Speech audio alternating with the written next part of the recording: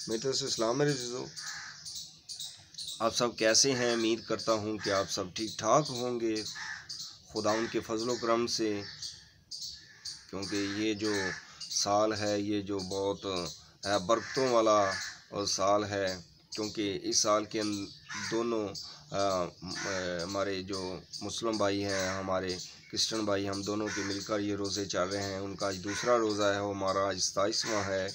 तो बात यह है कि जो कौमें खुदा की नाफरमानी करती हैं वो हमेशा ग़ुलामी के अंदर रहती हैं। जिसने उसकी गैरत को ललकारा है उसने मौत को पुकारा है, क्योंकि वो गयूर खुदा है। तो बात ग़ुलामी की हो रही थी कि जैसा कि जो शख्स गुनाह करता है वो गुनाह का ग़ुलाम है।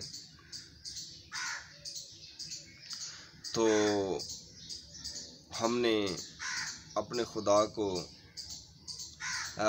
उसके कवानीन पर चलते हुए हमने उसकी बात को मानना है, ना कि उसकी नाफरमानी करनी है। तो बात यह है कि हमारे मुल्क के अंदर बहुत बड़ा बहरान जो है वो आटे की किल्लत है। अगर आटा मिल भी रहा है तो वो आटा अच्छी क्वालिटी का नहीं है, क्योंकि पिछले दिनों में हमारे जो रमज़ान स्टार्ट होने से पहले की बात है, तो वहाँ क्या हो रहा था कि 648 रुपये का जो जना 10 किलो का थैला मिल रहा था, अब वही थैला जो 1150 रुपये का हो गया है। तो ये हमारे लिए अच्छी खबर नहीं है।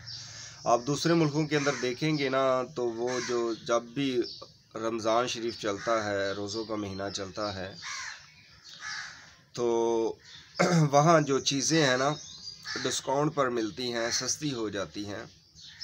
तो हमारे मुल्क पाकिस्तान के अंदर ना चीज़ें महंगी हो जाती हैं।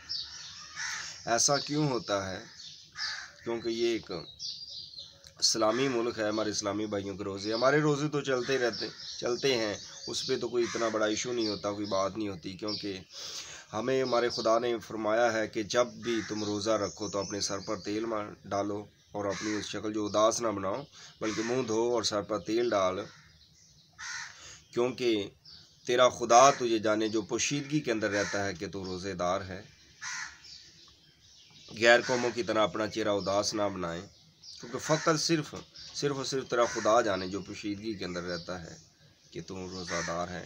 तो हमारे मसीह भाई जितने भी हैं वो रोज़े रखते हैं। तो जैसे ही रमज़ान शरीफ आता है तो सब लोगों को पता होता है कि हमारे मुस्लिम भाइयों के रोज़े हैं। अच्छी बात है, एहतराम करें, मैं भी एहतराम करता हूँ। तो बात यह है कि हमारे मुल्क के अंदर जो आटे की किल्लत चल रही है, तो मैं सब अपने दोस्तों से, अपने मुस्लिम भाइयों से भी, अपने मसीह भाइयों से भी गुजारिश करूँगा कि वो दुआ करें कि जो हमारे मुल्क के अंदर किल्लत चल रही है जो आटे की, ये इस बहरान को खुदा पूरा करे। तो बात ये नाफरमानी की हो रही थी। तो जो कौमें खुदा की नाफरमानी करती हैं वो हमेशा ग़ुलामी के अंदर और दुख और मुसीबतों की दलदल के अंदर दसती जाती हैं। वो ऐसा कि ख़बरें आप सुन रहे हैं टीवी पर भी और सोशल मीडिया पर भी ख़बरें हैं। फसलें जो हैं वो इस वक्त बहुत तबाह और बर्बाद हो चुकी हैं। उन फसलों के ऊपर क्या कहते हैं, वो जो बारिश के साथ साथ ओले भी पड़े हैं, बर्फ़ के जो बहुत बड़े बड़े ओले पड़े हैं, तो इसकी वजह से जो फसलें हैं वो बर्बाद हुई हैं। तो जो खुदा की गैरत को ललकारता है ना, वो खुदा फिर क्या करता है, उन फसलों और उनकी नस्लों को तबाह व बर्बाद कर देता है। तो हम अगर पैदाइश की किताब के अंदर देखें तो वहाँ लिखा है कि बाब आदम ने क्या किया, खुदा की नाफरमानी की। नाफरमानी क्या की? खुदा ने जिस फल की बाबत उन्हें मना किया था, इस फल को ना खाना, उन्होंने वही फल खाया और क्या किया, खुदा की हुक्म अदूली की, उसकी नाफरमानी की। पहला इंसान था तो उसने पहले ने खुदा की बात ना मानी। खुदा ने फरमाया था कि जिस रोज़ तूने इसे खाया उसी रोज़ तू मरा। तो वो किस तरह मरा? वो क्या किया, बाग अदन से, जन्नत के अंदर से निकाला गया, बाग अदन से उसको निकाल दिया गया, इसलिए कि उसने क्या किया, खुदा की नाफरमानी की। तो सो मेरी चीज़ों, इस बात पर हमें गौर करना है। हमें खुदा की नाफरमानी नहीं करनी। जो कौमें खुदा की नाफरमानी करती हैं वो ग़ुलामी के अंदर रहती हैं।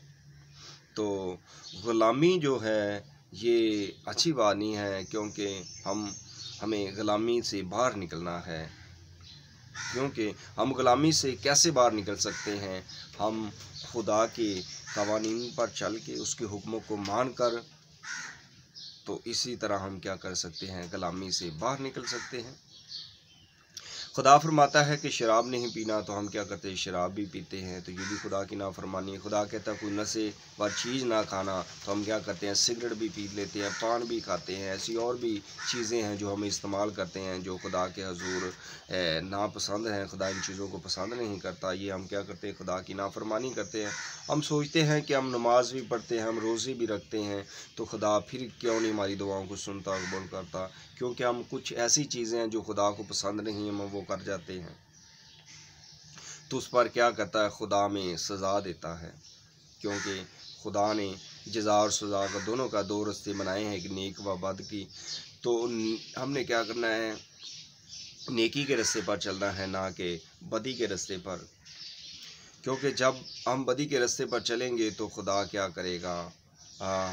खुदा गैरत वाला है, वो गयूर खुदा है, तो हमने क्या करना? उसकी गैरत को ललकारना नहीं है। जिसने भी उसकी गैरत को ललकारा है, उसने मौत को पुकारा है। फ़िरौन को देख लो, जाति जुल्गत को देख लो, और भी कई ऐसे जो सूरमा हुए हैं, जो खुदा की जिन्होंने नाफरमानी की है, वो निस्तो नबूद किए गए हैं, वो आज भी कब्रों के अंदर पड़े हैं।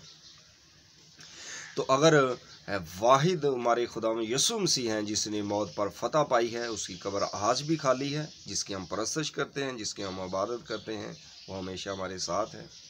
हम जब भी उसे पुकारते हैं तो हमेशा के लिए हमारे साथ है, वहाँ मौजूद होता है। बाकी चीज़ें तो लेट हो सकती हैं। जैसा कि एक मेरे भाई ने वीडियो बना रहा था, उसने कहा कि अगर हम पिज़्ज़े की डिलीवरी करते वो 30 मिनट से पहले आ जाता है। तो अगर किसी एम्बुलेंस को कॉल करते हैं तो वो खुदा को आप जब भी याद करेंगे, खुदा हमेशा आपके साथ है। खुदा आपको कभी भी तनख्वा या अकेला नहीं छोड़ता। वो अपने लोगों के साथ है।